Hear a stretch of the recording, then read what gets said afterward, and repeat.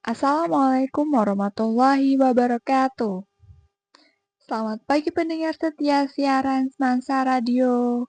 Hai semuanya, berjumpa lagi kalian bersama saya, Kak Ana, yang akan memberikan materi pembelajaran kali ini. Hari ini kita akan bahas topik yang sering muncul baik di berita, media sosial, bahkan di sekitar kita, yaitu perubahan lingkungan.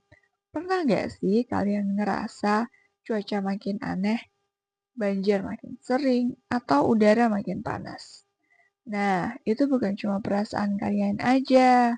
Itu semua ada hubungannya dengan perubahan lingkungan yang lagi terjadi. Kakak akan bahas satu persatu materi kita hari ini, mulai dari kenapa lingkungan bisa berubah, siapa penyebabnya, apa dampaknya, dan yang paling penting, apa yang bisa kita lakuin. Jadi jangan kemana-mana ya, tetap stay tune karena kita bakal kupas tuntas bareng-bareng. Di daerah kalian, pernah nggak nih mengalami tanah longsor, banjir, atau polusi udara? Contoh-contoh itu termasuk dalam perubahan lingkungan loh teman-teman. Perubahan lingkungan bisa terjadi karena faktor alam dan ulah manusia. Faktor alam yang dapat mempengaruhi berubahnya kondisi lingkungan yaitu bencana alam, seperti gunung meletus, tanah longsor, banjir, tsunami, dan kebakaran hutan. Sedangkan kegiatan manusia yang menyebabkan kerusakan lingkungan, yaitu adanya penebangan hutan, penambangan liar, pembangunan rumah, dan penerapan intensifikasi pertanian. Nah, akibatnya di lingkungan kita sering terjadi cuaca ekstrim, kerusakan ekosistem, ancaman kesehatan manusia, dan pencemaran lingkungan. Pencemaran lingkungan ada berbagai jenisnya loh teman-teman. Berdasarkan tempat terjadinya, pencemaran dibedakan menjadi pencemaran air, udara, dan tanah. Nah, di sini siapa ayo yang buang sisa air sabun cucian ke sungai? Itu termasuk pencemaran air dan jangan untuk dicontoh ya teman-teman. Selain itu, juga ada pembuangan limbah industri ke perairan, tumpahan minyak di lepas pantai, dan masih banyak lagi. Sekarang, siapa yang di sekolah naik kendaraan bermotor? Sebaiknya teman-teman menggunakan kendaraan umum aja ya. Selain mengurangi kecelakaan lalu lintas, juga mengurangi pencemaran udara. Contoh lainnya disebabkan karena asap cerobong pabrik, pembakaran hutan, asap vulkanik dari aktivitas gunung berapi, dan CFC dari kebocoran mesin pendingin ruangan, kulkas, atau AC mobil. Kemudian yang terakhir, ada pencemaran tanah yang disebabkan oleh pembuangan limbah domestik, pembuangan limbah industri sisa pengolahan makanan, dan pembuangan limbah pertanian seperti pestisida. Ada juga jenis limbah berdasarkan sifatnya yang digolongkan menjadi 5, yaitu limbah cair seperti minyak, lemak, air pencucian, dan air kotor yang telah dibuang. Selanjutnya ada limbah padat, yaitu semua sisa sampah padat, lumpur, dan yang ditemukan di rumah tangga kalian dan lokasi industri dan komersial. Selanjutnya, limbah organik mengacu pada limbah daging, kebun, dan makanan busuk.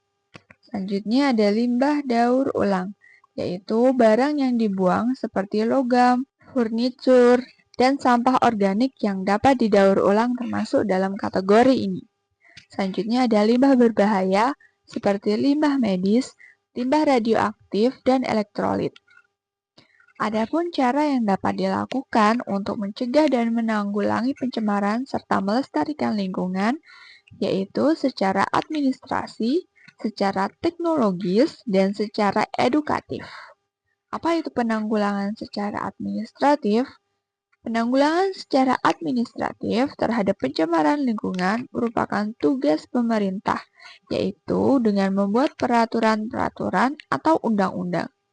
Contohnya, seperti membuat peraturan pabrik tidak boleh menghasilkan produk yang dapat mencemari lingkungan, atau peraturan tentang pengolahan limbah pada industri besar, dan pelarangan pembuangan limbah di pemukiman. Selanjutnya, penanggulangan secara teknologis. Misalnya, menggunakan peralatan untuk mengolah sampah atau limbah. Di Surabaya, terdapat suatu tempat pembakaran akhir sampah dengan suhu yang sangat tinggi, sehingga tidak membuang asap. Namanya insinerator. Yang terakhir, penanggulangan secara edukatif. Dapat dilakukan melalui jalur pendidikan baik formal maupun non-formal. Melalui pendidikan formal seperti yang sedang kita pelajari hari ini, yaitu pengetahuan tentang perubahan lingkungan, sehingga dapat diharapkan kalian menjadi lebih peduli dan peka terhadap lingkungan sekitar, serta melalui komunitas lingkungan jalur pelestarian, pencegahan, dan penanggulangan pencemaran lingkungan. Ada juga loh cara yang paling mudah yang dapat kita lakukan untuk mengatasi masalah lingkungan, yaitu dengan menerapkan konsep pengolahan sampah pada kehidupan sehari-hari dengan cara 3R, yaitu reduce atau mengurangi penggunaan sampah.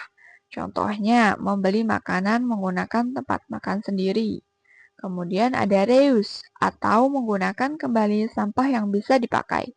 Kalian bisa menggunakan kembali sampah botol air mineral sebagai tempat menyimpan minyak goreng atau sabun.